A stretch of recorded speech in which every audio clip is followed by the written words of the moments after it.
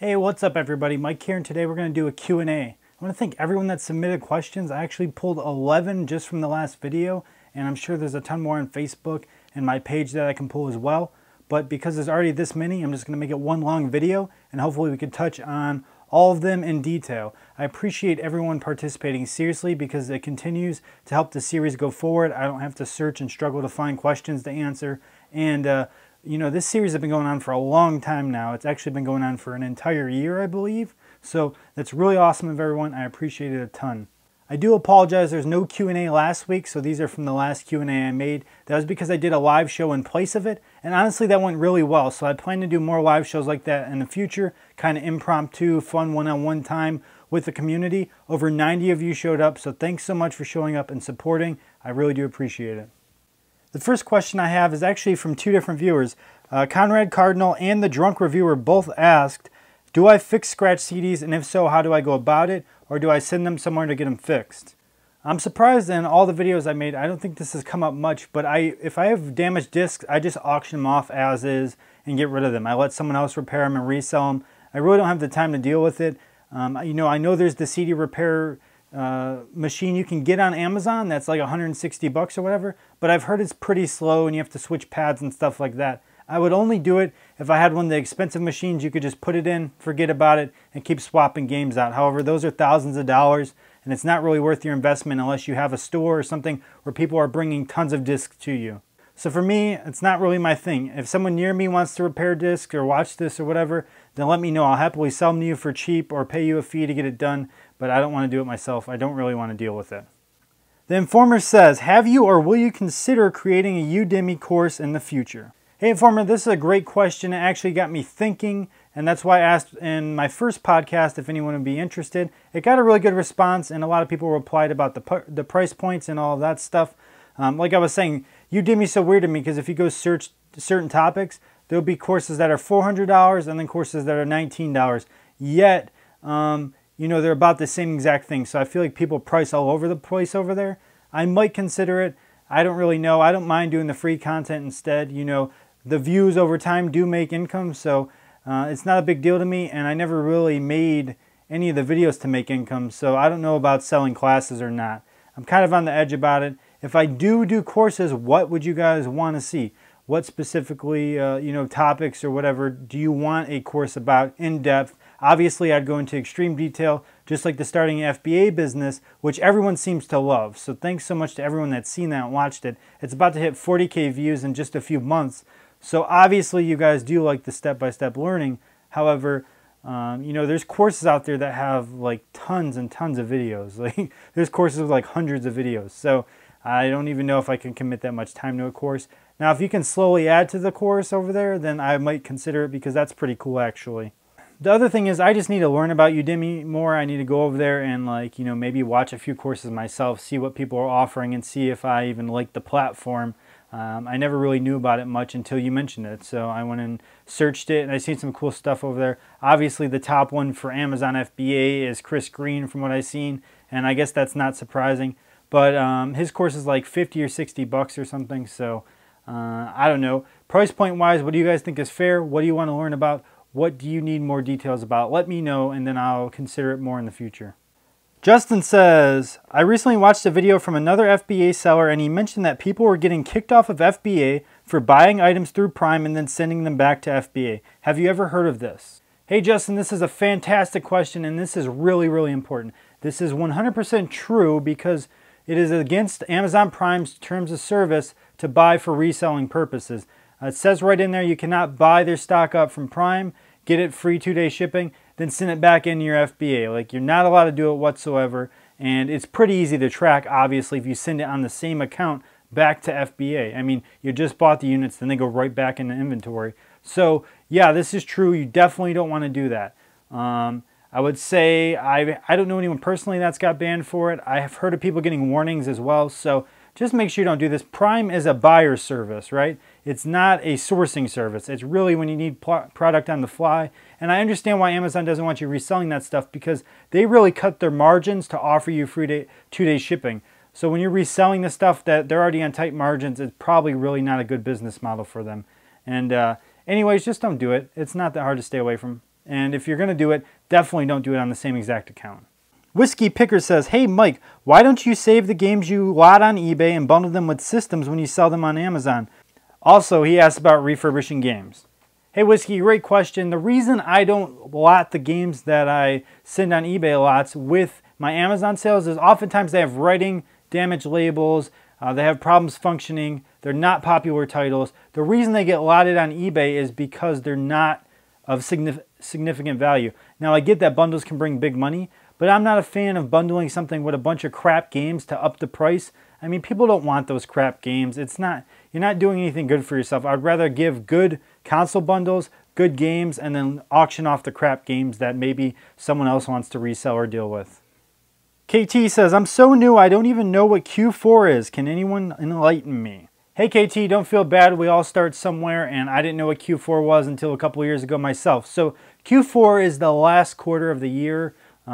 And you know, it can be used for the year, the fiscal year, anything like that. It's the last section of the year. And when people say Q4, they mean holiday season. And so this year, Q4 runs from Thursday, October 1st, so it already passed, and it ends on Thursday, December 31st. So basically, it's the last couple months of the year, and all the major holidays fall in that area. Like Black Friday happens, Thanksgiving, Christmas, all this stuff happens that a lot of sales go on. So the reason people say they're preparing for Q4 is because they're stocking up for Christmas and Black Friday sales. And it's very important as a reseller to take advantage of these times of year because sales volume will go way up. Turing Machine says, hey Michael, I'm baffled about this. FBA decided to split my shipments into 3 boxes, even though one box is only one game, which won't sell for much, just $5. There's a console and a book that goes in one of the boxes, and another is the rest of the games. And of course, they're going to different places. This is stupidly inefficient. What am I doing wrong? Hey, this is a great question, and for newbies that are watching, you are doing something wrong. You're sending too few units to FBA. You should never send a real little amount of units to FBA unless you're doing inventory placement, at which case you can pick all of those units to go to the same place. But when you do this, Amazon bases where your items are going based on algorithms, sales patterns, and just general warehouse space. So you're going to get the locations that are most efficient for them, whether or not you like it. If you do opt in to inventory placement, you're going to be charged a surcharge per game or per item, depending on weight. So you really don't want to do that unless it's economically efficient for you, although it can really help your process be smooth. In this case, my suggestion would be build up more units and send out bigger shipments. Then it'll be worth it all around. Also, never think about the individual shipping cost because it doesn't matter. Look at the shipping cost as a whole for everything, when you send in units. For instance, I just shipped out 250 units today. My total shipping cost for everything was $38, even though I had to ship to 5 different locations. So what really matters is the overall shipping cost, not individual shipping cost, even if the item only sells for $5. But you can eliminate this problem by sending in more units. Tripper76 says, thanks for answering my question. I got another one. Thoughts on Guitar Hero guitars? Resell Rabbit likes to sell them, but I think I remember you saying something in another video about not bothering with them. Hey Tripper, I don't think I ever said don't bother with them. I think I said don't bother with certain models. See, the thing with Guitar Hero guitars is no matter what, if you're sending them to FBA, they have a large storage fee, they're not cheap to ship, and they're just bulky, which means they need to be worth their value and weight to be sent there. And a lot of the older models are crap, but then there's a lot of rare models that are worth good money. So just look them up. If you have a good model, send it in. There's a lot of models that sell between 60 and 100 bucks. There's also a lot that sell for like 10 bucks. Chef Michael says, here's my question. How do I know based on the Amazon sales app? I'm starting to look for items and I found items with no sales rank. What does this mean? That they don't sell a lot? Hey Michael, if an item has no sales rank, that means it has no sales history, which means it's never sold on Amazon. That doesn't mean it won't sell a lot or it can't sell a lot. I've sent in things with no sales history and done really well on them. The thing is, you may have to advertise them or you may need to be pricing more competitively. There's a lot of things that can factor in here, but yes, that means nothing has sold. There's no sales history there. So you're taking a risk anytime you buy something with no rank. Just know that if you buy something with no rank and no one else is competing on the listing, it might be worth it to advertise the listing and really push your sales. I've done it a few times and done very well. Woody says, hey Michael, love your channel. Here's my question. How do you decide to sell/break down any console bundles you buy? Do you try to make a profit on each game individually, or sell the console alone, or basically resell the whole bundle for a higher price. Hey Woody, thanks so much for watching, man. I appreciate it. And I've answered this question a bunch. I have an older video that really goes into depth about it, and I can't remember what it is. I mean, I have a lot of videos at this point, but the general consensus is I'm looking to make a profit on the whole level, always. I never look at individual items. Individual items don't matter to me. Even when I send to FBA, I'm looking to make a profit on a whole situation at FBA. You know, yes, I worry about individual items, but I don't take it to the extreme because sometimes it can get monotonous. I mean, I have a lot of games going on at one time. So for me, when I'm looking at a bundle of games, like say I have a console, controllers, and 10 games, I don't go, well, this game can make this much, this game can make this much. I spread the games out and I look and see which ones are valuable right away. And I think in my head what those can make. And then I take the console with the controllers and I go, oh, it can make this much. And then, you know, it might have the cable, so I can go, that can make that much. This is what I can afford to pay for this. Instead of individually pricing games, I really worked hard to memorize games that are valuable. That's something I've always, you know, worked on remembering. That's what I'm good at when I'm walking around. I can go through games quickly, especially older ones, and do really well. Now, that being said, of course, it's worth your time to look up things if you don't know them. But I'm always looking at the big picture there. And for me, I would rather bundle consoles and send them to FBA, send in the valuable games, and just auction off the other stuff that's not worth my time. Always. Even if someone else is making a profit on it, that's fine to me because it's saving me a lot of time either way. Abraham says, thanks for the great Q&As. They are so helpful. Hey, Abe, thanks so much, man. I really appreciate that because this series has been going on a long time, and I really enjoy it. So thank you guys for asking questions. He says, video games FBA or not, I see you send some into FBA and some you don't. Is it just the price point or something else? Do you collect video games or just dollar bills? Hey Abe, let's start at the end of that question. I absolutely do not collect video games. The number one rule I made when I had to go full time was not to keep merchandise, not to fall in love with it. It's for making a profit and that's it. I do absolutely love video games. And I would say the closest I've ever came to keeping something was within this last month. I got all of those Final Fantasy soundtracks in, and I absolutely love Final Fantasy music. So it was really hard for me to sell those, but they're worth good money. And you know what? I don't need any junk lying around. I'm really not good with junk lying around. So I try to keep my whole work area clean, my whole desk, all that stuff. I don't keep things, you know, like you'll see Chad Pagel with a bunch of collectibles and stuff behind him. Granted, a lot of it's listed, but a lot of it he keeps.